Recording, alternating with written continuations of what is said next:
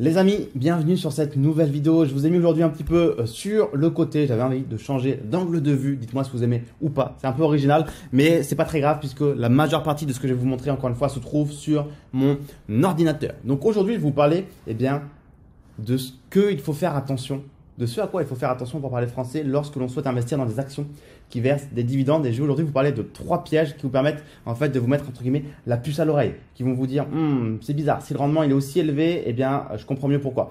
En fait, aux États-Unis, on appelle cela des dividend traps, des pièges à dividendes, si on peut traduire ça en français de cette façon-là. Et c'est en fait ce qui va vous faire dire que voilà, c'était trop beau pour être vrai. On ne peut pas avoir une rentabilité à 14% sans qu'il y ait de contrepartie. Donc voilà, c'est quoi une rentabilité qui est trop belle pour être vrai? Finalement, c'est au-dessus de 10% et voire même 8-9% de rentabilité. C'est déjà élevé pour du dividende. Je parle uniquement de la rentabilité sur dividende. Je ne vous parle pas ici de la performance globale englobant potentiellement la plus-value. Je parle uniquement de rentabilité sur dividende. Donc voilà, si l'action elle est à 100 € et qu'on vous verse 5 € de dividende, la rentabilité c'est 5 sur 100, c'est 5% sur le dividende. Donc aujourd'hui, au-dessus de 10%, il y a une paire d'actions d'entreprises qui vont proposer des rentabilités telles que celle-ci. Mais voilà, il y a ce qu'on appelle le dividend trap et vous devez toujours avoir cette puce à l'oreille de vous dire si cette entreprise me propose 10%, 12%, 14% de rentabilité, est-ce qu'il n'y a pas un loup?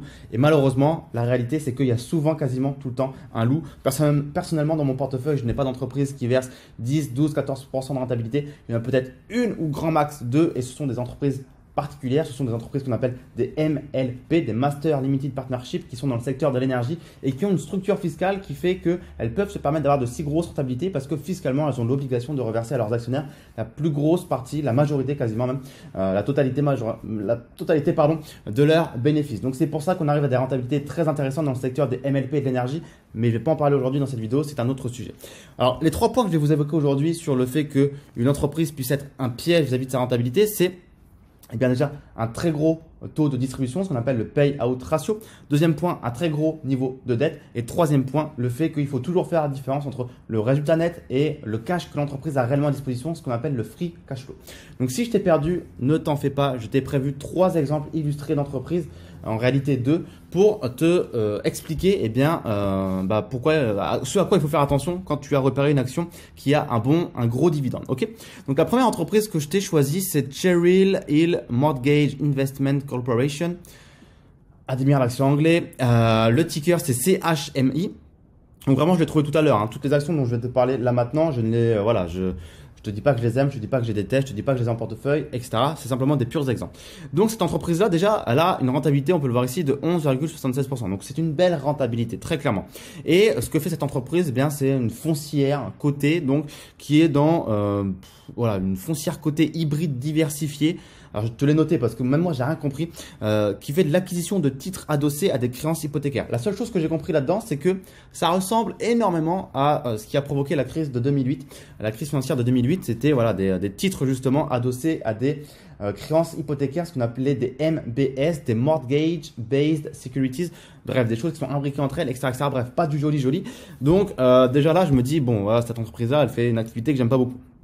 Et ici, je t'ai choisi cette entreprise pour t'évoquer le point de la différence entre ce qu'est le résultat net et le free cash flow. Ok. Ce qu'il faut comprendre, c'est que le résultat net de l'entreprise, c'est pas ce que dispose l'entreprise pour faire ce qu'elle veut. Il faut comprendre ça. Le résultat net, c'est une approche comptable. C'est simplement comptable. Ça ne reflète pas forcément la réalité. Et quand on regarde un petit peu les chiffres ici sur mon écran, on peut voir que le résultat net, alors c'est en anglais, mais le résultat net de cette entreprise ici, on peut aller sur Yahoo Finance, vous avez toutes les informations dans Financial ici. On peut voir le résultat net ici, net income, par exemple ici, pour l'année 2019 de moins 42 793. Ok. En 2018, on a quelque chose de positif, 37 285. Ok. En 2017, on a quelque chose de positif, on a 47 355. Bon, ok. C'est en dents de scie, c'est pas quelque chose qu'on aime beaucoup. Un coup c'est négatif, un coup c'est positif. On swing beaucoup, c'est les montagnes russes. Ça va dans un sens puis dans un autre, dans des proportions qui sont quand même pas négligeables. Mais voilà, on pourrait se dire que pour ces 2 années-là, donc 2018-2017, on est dans le positif. L'entreprise a un résultat net, elle a du cash dans les caisses, elle peut verser un dividende, etc., etc. Pourtant, quand on regarde finalement derrière son free cash flow, que j'ai retrouvé ici toujours en Financials, mais cette fois-ci je suis dans la rubrique cash flow de Yahoo Finance, on peut voir que pour 2018 et 2017, donc les 2 années qui nous intéressaient ici où on avait un résultat net qui était positif, on peut voir que pour 2018 et 2017, le free cash flow il est pour autant négatif. Ok, donc ça veut dire quoi? Si le free cash flow est négatif, ça veut dire que l'entreprise, elle a aucune marge de manœuvre possible pour verser un dividende à ses actionnaires. C'est-à-dire que aujourd'hui, si le free cash flow il n'est pas supérieur au dividende qui est payé, eh bien c'est une catastrophe. C'est pas tenable sur le long terme. C'est-à-dire que là on a un free cash flow qui est global pour toute l'entreprise. On a également le free cash flow par action. Si le free cash flow par action il est de 1 et que le dividende il est de 2 $, clairement il y a un problème quelque part. Clairement ça va pas être tenable sur le long terme. Donc aujourd'hui c'est pour ça qu'il faut comprendre que le résultat net ici, le net income, c'est une approche comptable. C'est voilà, on va pas rentrer dans les détails, ce serait trop long, mais ça inclut les amortissements, etc., etc. Donc c'est pas forcément concrètement le cash de l'entreprise elle a à disposition.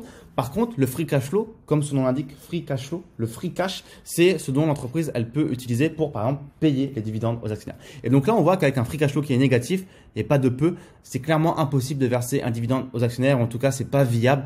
On va vraiment vers quelque chose de pas terrible. Donc quand on voit ici une entreprise qui a 11,76 de rentabilité et qu'on voit ensuite dans le bilan comptable, eh bien qu'on a un free cash flow qui est inexistant, qui est négatif, malgré un résultat net positif, il faut faire très attention. Ne vous arrêtez donc jamais au résultat net, ça serait une très grosse erreur. Ok. En deuxième exemple, je vous ai choisi l'entreprise Archrock. Alors Archrock, je ne voulais même pas préparer, c'est juste là. Tac, tac, tac. Ok. Archrock, c'est une entreprise qui fait quoi? Qui est dans le secteur de l'énergie, dans tout ce qui est gaz naturel. Ok. Je vous l'ai préparé ici. Tac, je vous mets un petit peu en plus grand. On peut voir ici que Archrock, alors on va d'abord regarder ce petit dessin ici. On peut voir que Archrock, elle a un taux de distribution, ce qu'on appelle le payout ratio. Donc c'est quoi tout simplement? C'est le pourcentage de bénéfices que l'entreprise a réalisé qui est versé aux actionnaires sous forme de dividendes. Donc on peut voir ici pour l'année 2018, tout ça vient du site Zone Bourse ici. On peut voir que pour l'année 2018, on avait un payout ratio d'à peu près 250%. Ensuite ici 2019, on est à peu près à 80%. J'ai les chiffres de tête. Ici pour 2020, on avait un payout ratio qui est écrit ici de moins 126%. Ensuite en 2021, on remonte en estimation sur quelque chose d'à peu près similaire à 2018. 250%. Donc là, on a des payout ratios qui sont littéralement dégueulasses de A à Z, sauf pour 2019 où on était à 80%, ce qui est OK pour le secteur de l'énergie. Il n'y a pas de signe, on va dire, négatif là-dessus. Mais par contre, quand on est à 300%, presque 300%, 250%, c'est pas bon. Ça veut dire que l'entreprise, elle verse beaucoup trop de dividendes par rapport à ce qu'elle a gagné en termes de bénéfices. Clairement, ça veut dire que pour 1 euro de bénéfice, elle en verse presque 3 de dividendes, donc ça va pas du tout. Et ici même, quand c'est négatif, ça veut dire que l'entreprise, elle verse un dividende alors qu'elle n'a pas gagné d'argent. Forcément, la formule du payout ratio, c'est écrit ici, dividende divisé par BNA, donc dividende divisé par bénéfice par action. Si en bas, il n'y a pas de bénéfice, s'il n'y a aucun bénéfice dans l'entreprise pour cette année en cours, forcément, le résultat il est négatif. Donc là, ça veut dire qu'on verse un dividende aux actionnaires alors même qu'il n'y a pas de bénéfice dans l'entreprise. Donc dans les deux cas, que ce soit négatif ou trop élevé, ça va pas. Puisque si c'est négatif, on verse quelque chose alors qu'on ne l'a pas. Et si c'est trop élevé, ça veut dire qu'on verse plus que ce qu'on a. Donc vous comprenez assez logiquement que ça nous mène pas vers quelque chose de très bon. Et on peut voir ici dans le tableau que ça se concrétise par les chiffres. C'est que le bénéfice net par action il est de 19 centimes en 2018 et pourtant le dividende qu'on verse aux actionnaires c'est 52 centimes. Ensuite, en 2019, on avait vu que c'était cohérent, on est à 80%, donc on rentre dans les maths entre guillemets. Par contre, en 2020, on retourne sur quelque chose de catastrophique. On perd 46 centimes par action et pour autant, on verse 58 centimes de dividendes aux actionnaires. Donc là, on est sur des écarts qui sont énormes et c'est pas viable encore une fois sur le long terme. Donc ça, c'est le deuxième point. Le premier point, on a vu la différence entre le résultat net et le free cash flow. On vient de voir ici maintenant un payout ratio qui est beaucoup trop élevé, un taux de distribution qui est trop élevé. Le troisième point, je vous l'avais dit, c'est le niveau de dette. Donc pour le niveau de dette, je vous ai pas trouvé directement d'entreprise. J'ai surtout repris un passage de mon livre La magie des dividendes que vous pouvez retrouver dans la barre de description dans lequel en fait je vous partage toute mon expérience en tant qu'investisseur sur les marchés financiers. Il fait 704 pages comme tu peux le voir ici, donc il y a beaucoup de viande. Et je parle à un moment d'un des indicateurs que je regarde, puisque je regarde 25 à 30 indicateurs personnellement avant d'investir dans une entreprise. Et l'endettement évidemment il est très important, puisque ça permet de déceler des pièges. Et je vous parle dans le livre ici du levier financier, ce qu'on appelle également en anglais le leverage, qui est ici donc cette formule-là, dette divisée par le EBITDA. Donc si le EBITDA vous est inconnu, j'en parle dans le livre, je ne vais pas avoir le temps d'en parler dans cette vidéo-là, mais c'est un indicateur qui est relativement important et que je vous invite à connaître. Je vous disais ici que, il faut faire attention qu'encore une fois, l'entreprise n'ait pas trop de dette. Parce que s'il y a trop de dette, ça peut devenir insoutenable et en cas de, on va dire, d'épisodes économiques délicats, c'est ce type d'entreprise qui souffre le plus facilement et le plus rapidement et qui est le plus en difficulté. Donc ici, je vais pas tout vous lire le livre, hein, le but c'est pas ça dans cette vidéo-là, mais je vous disais ici que en fait voilà, il n'y a pas forcément un leverage qui est correct, je fais l'américain, ça y est, c'est parti, qui est correct, pardon, mais je vous dis que s'il est supérieur à 3, ça commence moyennement à me plaire, et que s'il est supérieur à 5, comme c'est écrit ici, eh bien, j'estime que l'entreprise elle est trop endettée par rapport à ce qu'elle peut générer. Et également, je vous mets ci-dessous, en fait, un leverage par secteur, puisqu'en bourse, il y a 11 secteurs, et chaque secteur n'a pas le même niveau de dette par rapport à un autre secteur. C'est-à-dire qu'il y a des secteurs qui seront très peu endettés de par leur activité économique et il y a d'autres secteurs qui seront beaucoup plus endettés de par leur activité économique. Par exemple, ici, on peut voir que dans le secteur des matières premières, on peut monter jusqu'à 5,5 parce que c'est un secteur qui peut facilement se retrouver endetté de par leurs besoins en capitaux. Il y a d'autres secteurs, il y a beaucoup moins. Par exemple, la technologie, on va dire que c'est un petit peu moins intensif en dette, excusez-moi. Le secteur financier, pareil ici, un peu moins intensif en dette. Le secteur de l'énergie, ici, un peu moins intensif en dette, etc., etc. Donc, ça dépend également des secteurs. Donc, vous pouvez screener ça si vous voulez sur la vidéo pour pouvoir avoir un petit rappel. Évidemment, ce sont mes indicateurs à moi. Il n'y a rien qui dit que c'est officiel. C'est propre à moi en tant qu'investisseur. Vous ne devez pas vraiment suivre ça de façon bête, sans réfléchir. Mais en tout cas, c'est ce que je considère. Donc, si aujourd'hui, je vois une action, peu importe laquelle, hein, je ne sais pas, je n'ai pas trouvé d'exemple justement pour cette vidéo-là, mais qu'a un leverage de 7, donc encore une fois, un ratio dette sur EBITDA, donc il y a beaucoup trop de dette par rapport, on va dire, pour faire simple, à son chiffre d'affaires, à ce qu'elle gagne, eh bien, c'est beaucoup trop pour moi. En gros, si le leverage est de 7, ça veut dire que l'entreprise, elle est 7 fois endettée à hauteur de ce qu'elle gagne, pour faire très très simple, ok? Donc, c'est vraiment pas terrible, c'est trop pour moi.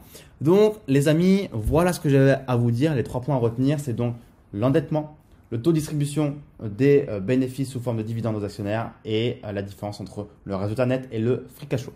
Dis-moi dans les commentaires ci-dessous s'il y a quelque chose qui n'est pas clair, je me ferai un plaisir de te répondre.